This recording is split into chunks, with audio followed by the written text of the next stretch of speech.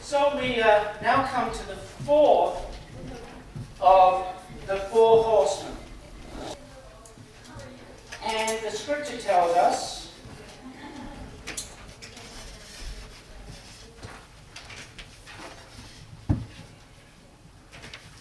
and when he had opened the fourth seal, I heard the voice of the fourth beast saying, "Come and see."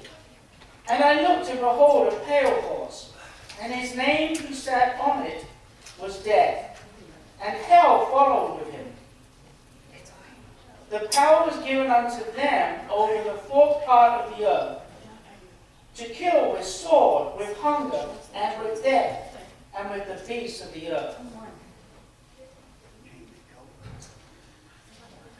So, this fourth horse in the Revelation, the King James says it was a pale color. The New English Bible says it was a sickly pale. The Stonefield translation renders it as livid. The Goodspeed translates it as a color of ashes, which I suppose is a grayish color. And then the Swede informs us that the word is especially in reference to the grey ashen color of a face that is bleached by fear. This then describes a pale asher green color characteristic of a decomposing corpse. We can take this pale horse then to be a symbol of great terror, and the rider is that of the personification of death. In fact, this fourth rider is the only one of the four horses, the four riders, who is actually named. He is named Death. And you will notice that he has an inseparable companion along with him.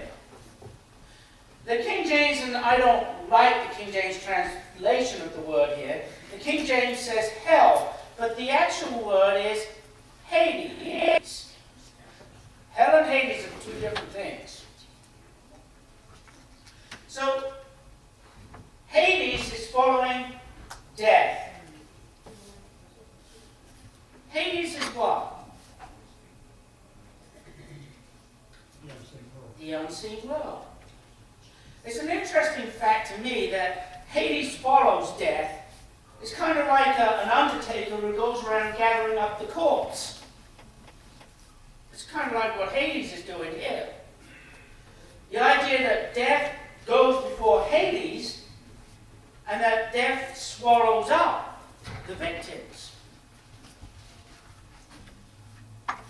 It's not an ordinary human mortality here, that because someone has died. Because death is prevalent every day, isn't it?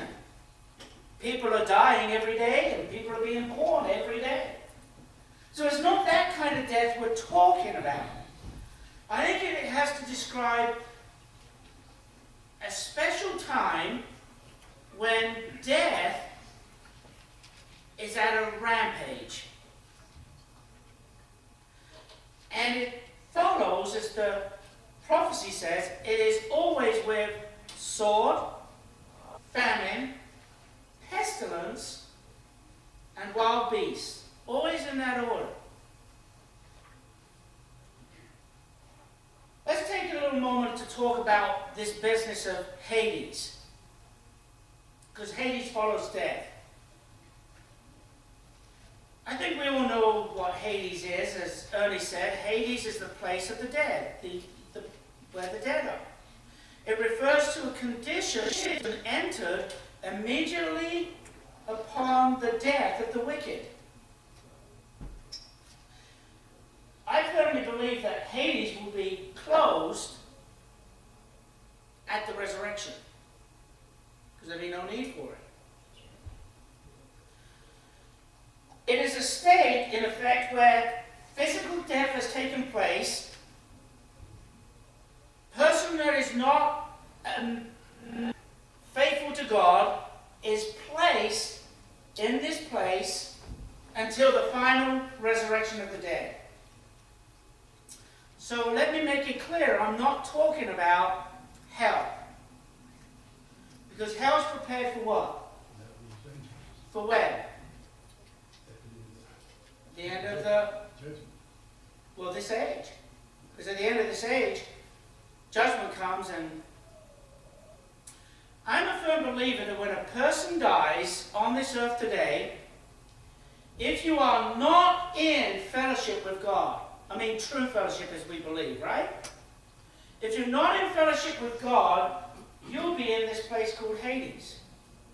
You already know the outcome of your soul. And there's not a darn thing you can do.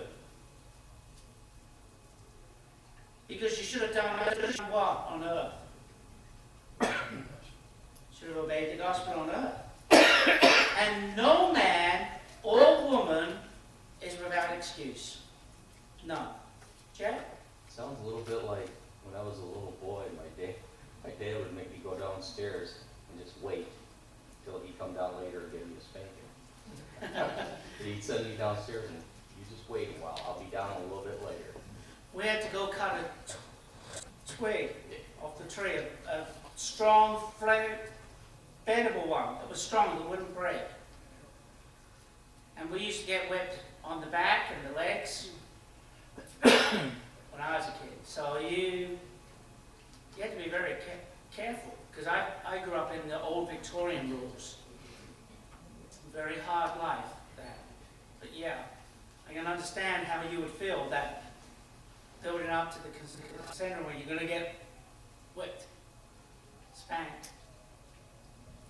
And some of my friends, they used to say that when the dad used to take off the belt, they knew what was coming. Bill?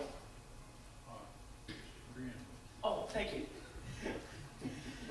Some suggest that the word Hades comes from the letter A, comes from the Greek letter A, and it has a negative meaning to it, meaning not.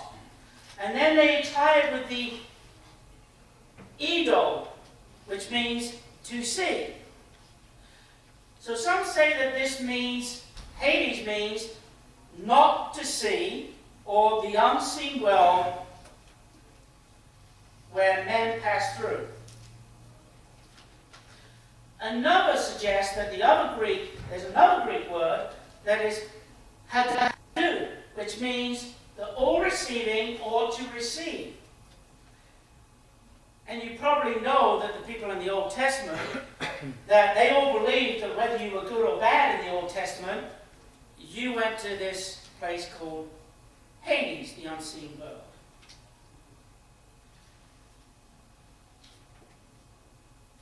I personally believe that what the New Testament teaches, that they are separated now. Hades, for those who are not faithful to God, and paradise to those who are faithful to God. Because there is a big chasm between the two, that one can't cross over the other.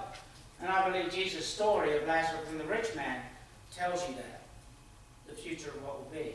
The vine has a very interesting thing about this. And he informs us about Hades. And he says, I'll quote, "Up to the time of the victory of Christ, when Christ himself overcame death and took to himself the keys of death and Hades, up to that time, even the spirits of the faithful, the blessed, those who died in the former age in faith, were also in Hades. When Christ died, he led captivity captive. He descended, first of all, according to Romans 4, then he went on high, leading the captivity captive. In other words, the Lord released from the place of the dead, the place of waiting, those who had died in faith, and he took them on high with him. And from this time on, the Lord himself has the keys to death and Hades. Certainly, Hades is not the grave. It is never used for the grave. And Hades is not hell. It is not Gehenna. It's not the final place of punishment for the wicked. In fact, it is not the permanent place of the dead. You will discover that it is mentioned only in a limited amount of time in the Old Testament.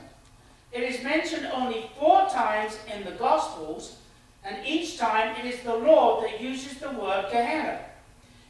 It is mentioned twice in the book of Acts, 4 times in the letter of Revelation, and Hades is never ever found in any of the epistles. Isn't that fascinating? You would think that Hades would crop up in the epistles, right? It doesn't. That's fascinating to me. So the place where the wicked dead are kept is now followed up by death. And death is sweeping away its victims.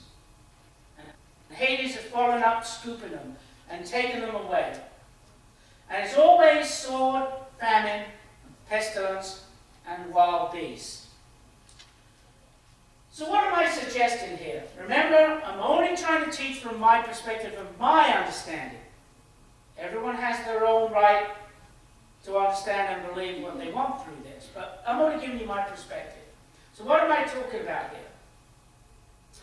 We've already looked in the past few weeks that civil war broke out throughout the whole Roman Empire. And how many years did it last? 92 years. 92 years.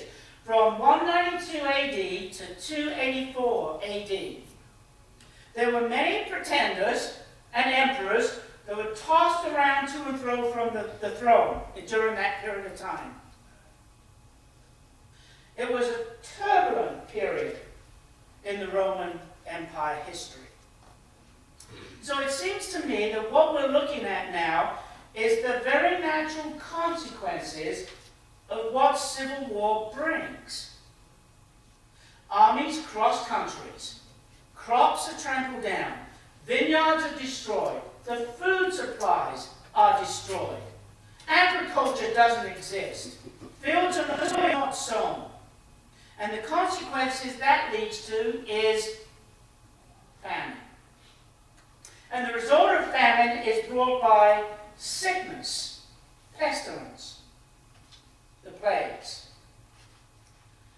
And then, eventually, the wild beast comes to play. So then, this stated is the consequence of 92 years of civil war. It tested and destroyed, in fact, the whole Roman culture of that time.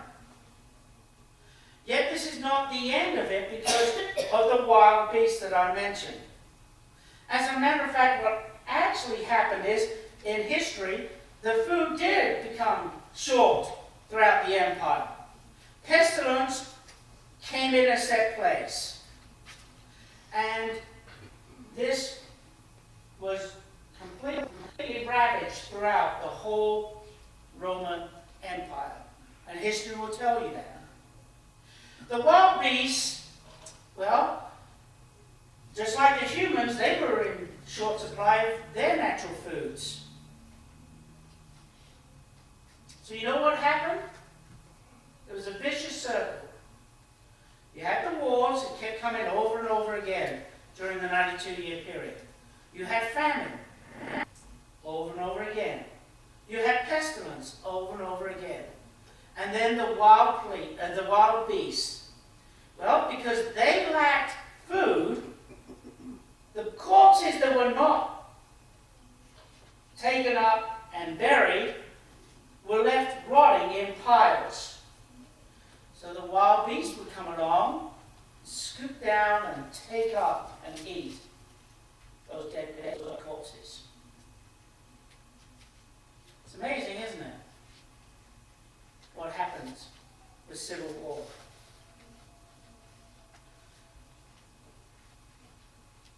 It makes me realize that in this time, it must have been a very hard time for the saints to live. And how grateful we must be to live in a so-called free country. Because freedom can be taken from you like that. famine, sword, or sword, famine, pestilence. Like that. And don't think it can't happen here. It can happen here just as quickly as it did in the Roman Empire. I want to go on to the fifth seal, and you'll find that in chapter 6, 9 through 11. It says, "And when he had opened the fifth seal, I saw under the altar the souls of them that were slain, for the word of God and for the testimony which they held. And they cried with a loud voice, saying, How long, O Lord, holy and true, dost thou not judge and avenge our blood on them that dwell on the earth?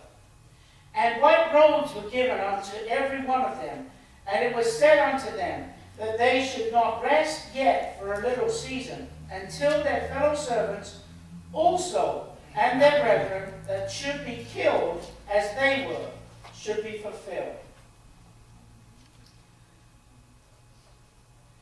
This fifth seal has a connection with the fourth seal. But there follows a change. There's no longer any horses. There's no longer any riders. But the center of this fifth seal is the altar. I believe here that there is going to be a great judgment upon the pagan Roman Empire. And it's going to begin here. It's tied with the fourth, as we described in the fourth seal. It's tied with those four things: the sword, famine, pestilence, and wild beasts. And immediately follows. Remember, I said all along that what is found in the book of the letter of Revelation is found somewhere else in the Bible. And in fact, I don't want to forget to mention that God calls these four things, war, famine, pestilence, and wild beasts, He calls them His messengers of judgment. And Ezekiel knew all that. He wrote about it. About God uses those same four things about the judgment He's going to place upon the city of Jerusalem. Same four things. So I personally believe that John was aware of that too. Being a Jew and understanding their history. And so God has always used these four things to demonstrate the natural consequences of what war brings, and that He is in control of all these things. He's in control because He sits, remember, on the throne in heaven. And so He is in control. He knows exactly what He's going to do to the Roman Empire. We may not know what He's doing today with all the nations of the earth, but I can tell you He is in control. He knows exactly what He's doing. I don't. Because I'm not God.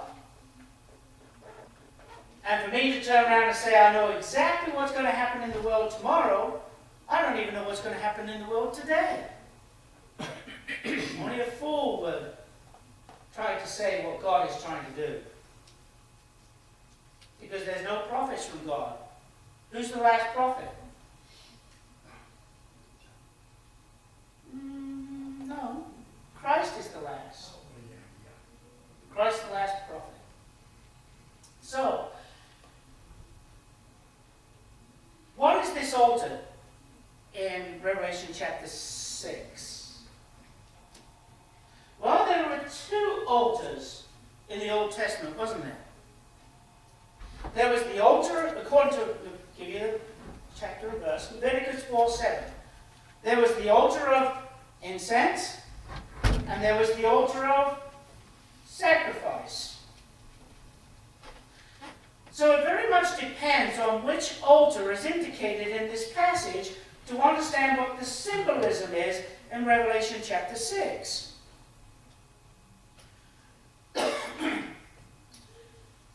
The altar of incense.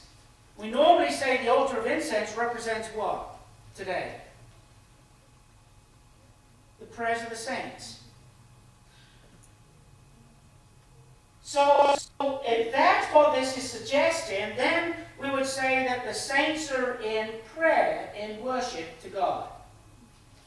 But the altar of sacrifice, if it's the altar of sacrifice, then it has to be something completely different, doesn't it?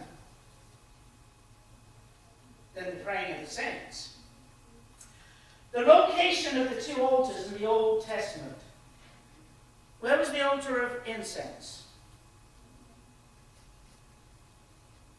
Anyone remember? The tabernacle? The temple? It's inside the holy place. And that, as I said, represents the saints. Where was the altar of sacrifice? In the outer courts. And what does the outer courts represent today? The world, the outside world. So when we come to this fifth seal, we find that it says that the saints have been slain for the word of God and for their testimony. And where do you find the saints in that passage? They're not on the altar, are they? They are under the altar. And if I said I'm placing my sacrifice on the altar, it means I'm placing it on top of the altar, right? Because that's what you did. You took your sacrifice and the priest would place it on top of the sacrificial altar and it would be consumed by the fire. But the saints here are pictured underneath the altar. So that means something.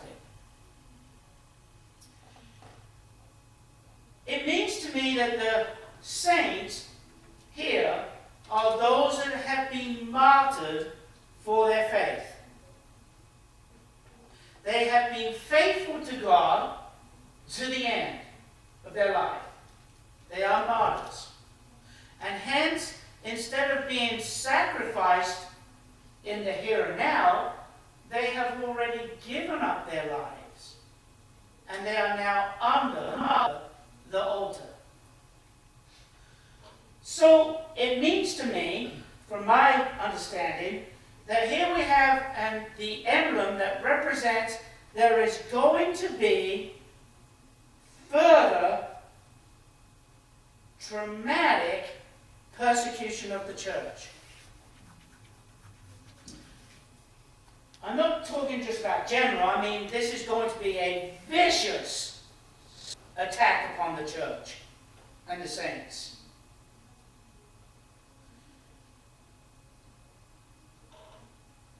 The martyrs here then, as I said, are not upon the altar, they're under it. Their sacrifice has already taken place. They've already been sealed because of their testimony by their death and their faithfulness. And we notice that the martyrs are crying out. They're crying out to the one on the throne. Why are they crying out? They're crying out because they want their vindication. Remember they said, how long before you would judge and avenge our blood on those who dwell on the earth? So once again, John is not looking on the earth, is he? He's looking up into the heavens. He's seeing the saints up in the heavens. And he's not speaking of the souls of earth, he's speaking about those in heaven under the altar that have been slain for their faith. And they want vengeance upon those who took their lives. It's only natural, isn't it? That we want vengeance when somebody does something harmful towards us. We want vengeance. But ultimately we're told in the scripture, vengeance is whose? Doesn't belong to me, does it? I had a hard lesson this past week with my twin brother. I called him, told him, that I'll call you back on Monday because it was the answer machine. He grabbed it. You won't get me Monday, he said. I'm having my chemo and radiation treatment starting Monday, and I'll be in the hospital for the whole week. And I'll be out for a week and then back for 3 weeks. They do things different in Scotland. Don't know why. And so I said, I told you that. I just kept my mouth shut because all I knew is he was going in for June, right? And then he wanted a bone to pick with me. Why am I so self-centered? Me, self-centered. Because all you want to know is about what's going on in my life, what kind of cancer I got, so you and your doctor can know. Well, that's being proactive, isn't it? I just simply said to him, Andy, I'm very upset with you right now because my relationship's always been about you. You don't ask about my family, I always ask about yours. And I just simply said, I have a right to know, and so do you boys have a right to know. And then I turned around, I am going to hang up because vengeance isn't mine, it's the Lord's, and He knows. It's a shame you don't know my heart like I know yours, and I don't want to say anything else unless I live to regret it. Click. Vengeance is not mine. God knows our hearts, each one of us. And here the saints are crying out for vengeance. How long? But it's all in God's hands, isn't it? It's never in our hands. But vengeance is going to come, and God is about to take vengeance upon those who slew His people. And it's going to come, but not before a great persecution. And during the great persecution, at the end of it, judgment comes upon those who have dealt harshly to His people. So, let's take a little picture here back. We've already made note that the Civil War had lasted for 92 years. After the Civil War, a terrible consequence that war brings throughout the whole Roman Empire, according to the fourth seal that we've seen, and the Roman Empire, the world, means the Roman Empire world as they knew it. Okay? It doesn't mean the whole world as we know today. And Gibbons quotes about this period. He says, Gibbons, the monarchy. Well, the monarchy means formally a half, right? The monarchy, the half of the population of the Roman world, perished during that 92-year period. Half of the Roman Empire. All that Rome had. Half of the population through the Roman Empire perished. And in such a short time, in one day alone, 500,000 people died from pestilence in one day, the highest day of its toll. 500,000, 500,000 people died of pestilence in one day. So let's take a step back. The Civil War had been indicated in Revelation chapter 6:3. The second creature cried to John, "Come see," and the red horse comes. And we found that through the historians of Rome had told us that after the death of Marcus Aurelius, when Commodius came to the throne, there followed this great period of 92 years of civil war. And we've also found out that the Praetorian Guard was putting up and putting down the emperorship. And we've already seen that Didius Julius was the first man to ever pay to become the emperor of Rome. In fact, in 1 year during this period of time, there were 8 different coinages of emperors in 1 year. Isn't that amazing? The printing press. Oh, stop, there's a new one. Oh, there's a new one. 8 in 1 year, in 12 months. And armies were marching backwards and forth throughout the whole Roman Empire, fighting and destroying and killing one another. The whole Roman system of administration was neglected and destroyed because of internal civil war. In fact, Michael Grant informs us. Michael Grant says inflation was at 1,000% in the Roman Empire. 1,000%. Taxation was imposed to try to raise the money in order to cover all of Rome's bills. Can you imagine having 1,000% taxation? I don't think I can afford 1,000% taxation. But it's creeping up there, isn't it? In this country. How many taxes do we have to keep paying for and paying for and paying for and paying for? Soon you're going to have no one paying taxes because they can't afford to work. So you don't have to remember that history repeats itself. And the problem with us as human beings, we forget to learn from history, don't we? So, we mentioned too that during this period of time, the emperors would all of a sudden say, I'm making full citizens of everybody, slaves included. And that was another way, because slaves, they didn't pay taxes, right? Because they didn't earn any money. So now, the owners had to pay the slaves so the slaves could pay taxes. Instant increase. Remember, in this country, we want to give free citizens to the illegals. Why? So they can pay taxes. Instant revenue. To pay for more funding, for more things. And this is what happened in Rome. They had to pay their bills, so they made everybody a citizen, so everybody paid taxes, and they got an increase in their revenue. Just like that, overnight.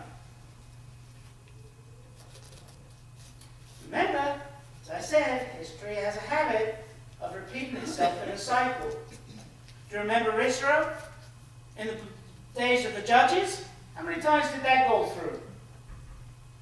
40-year cycle on the whole, wasn't it? That it kept repeating itself over and over again through the book of Judges. This was the most turbulent time. But in the year 284 AD, there was an infamous man who became the emperor of Rome. His name was Diocletian. With him became the most ferocious, the most savage, the most fierce, cruel, and violent attack upon the Christians, the way, the household of faith, than any other time in Roman history. This man, Diocletian, was even worse than Nero and Caligula. In fact, Diocletian, when he became emperor on the first day, when he was sworn in as emperor of the Roman Empire, he ordered that every copy of Old Testament and the New Testament, which was available, that could be found, was to be burned on great fires throughout the whole empire. Then he went on to say, and those who possessed those scriptures were to be killed on the spot. And he then upon wiping out this Christian faith from the face of the earth. Wow. I wonder what we would do today if a president or a Congress or a Senate or the Supreme Court judge turned around and said to us, I'm going to wipe out every Christian from the face of this nation. How would we respond? How do we stand up? Would we hide? I sometimes wonder. So under Diocletian, terrible persecution took place. The scriptures were destroyed, and owners of those scriptures were murdered on the spot. His expressed desire to wipe out the Christians from the face of the earth so consumed him that Diocletian was so set in destroying the household of faith. But we know you can never destroy God's people. You may destroy some of the people inside it, but you're never going to destroy the kingdom of God, are you? Never. It's not going to happen. At this time, there were 2 emperors in Rome, which wasn't uncommon throughout the Roman Empire. Diocletian was the first one, but he had a co-ruler called Caracalla. In fact, it may surprise you that Diocletian was not a person who was a persecutor in nature. It was because he was persuaded to make laws by his co-emperor, Caracalla, that this then became a consuming fire to Diocletian. He had no intention at first of destroying the Christians, Diocletian. But because of this fella, his right-hand man, he decided, okay, and he made it his passion. And this all happened after the Civil War, right after the Civil War. Now, Diocletian and Caracalla, they did do some good, as some people would say, to the Roman Empire. They brought stability back to the Roman Empire. In fact, the Roman Senate gave them the title, these 2 people, these 2 emperors, and it's the only time the title was ever used, to these 2 emperors, the restorers of the Roman world. What these 2 men did is they first recognized that Rome must have a great army, unified army. And then they recognized that Rome must have an economic center. They must go back to their social setup and their military setup throughout the whole empire. And so they rescued whatever remnants that were left, and they brought them back together, and they then went out to reset the Roman Empire. But I was always taught in school that where there's a but, be aware, because through history, when a nation has internal trouble, what does a nation do? We've seen it throughout history. A nation will go then and make maneuvers to unify the nation by attacking one part of its society. Right? And here, Diocletian and Caracalla, who were pagan people of Rome, they said, we are going after the way, the Christians. We're going after them. And if we go after them, we will unify the whole Roman Empire under the Roman gods. And so they focused their attention upon the Christians. What happened is that all kinds of stories were circulated about the Christians. One is that Christians were cannibals. Why would they say Christians were cannibals? Jesus told his apostles that they should break his blood and eat his. Right. That's exactly it. That because they had a misunderstanding of the Lord's Supper. And do you know what the average person does? It's just like in America and throughout the world and in Britain too. The average person doesn't go home and examine the truth. Is it true or not? What does the average person do? Oh, well, it's got to be true. They got to be cannibals, you know. Because they have a misunderstanding. They don't go and do their homework. And I keep telling people when I talk to them about Christ, go do your homework. Don't believe what I say. Go do your homework. Study to show yourself approved. Because if you don't, we're going to end up like this, right? And then not only that, we see this throughout all human history, don't we? What did the Germans do? The Jews. What did people do in this country? The religious right. They attacked the religious right and those who had moral-based beliefs. Because anyone can do what anyone wants. Don't have a moral belief. Don't believe in that God's rule and for society is all that we should live by. Oh no. So we see it attacked and attacked and attacked, don't we? God's people throughout history are always attacked. But you know, when you're under attack, what do you need to do? Stand up. Because if we don't stand up, what's going to happen? They're going to still attack. They're still going to attack us for our faith.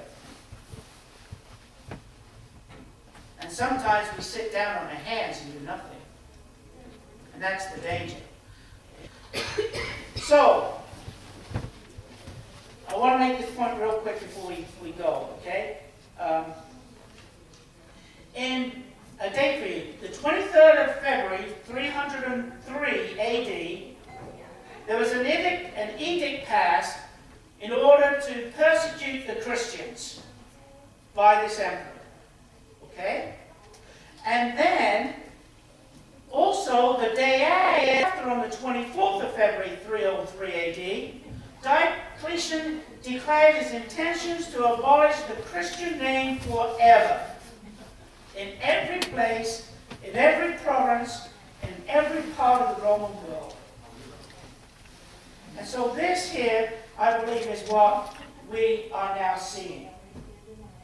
A great persecution upon the church. And do you know this is the last of this type of persecution in the Roman Empire upon the church?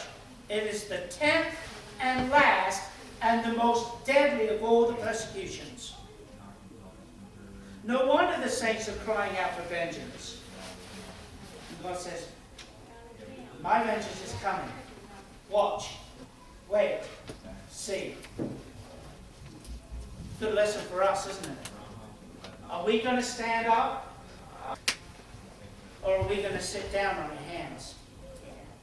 Are we going to defend the faith so that we one day will go to heaven? Or will we get the answer? You did not do what I asked you to do, unfaithful servant. Well, it depends on how we want to live, doesn't it? Let me just say, I've really enjoyed teaching this class. And when I teach again, we're going to pick up again towards the end of this chapter 6. Okay? And I hope you've really enjoyed this class, those who've attended most of it. Thank you very much.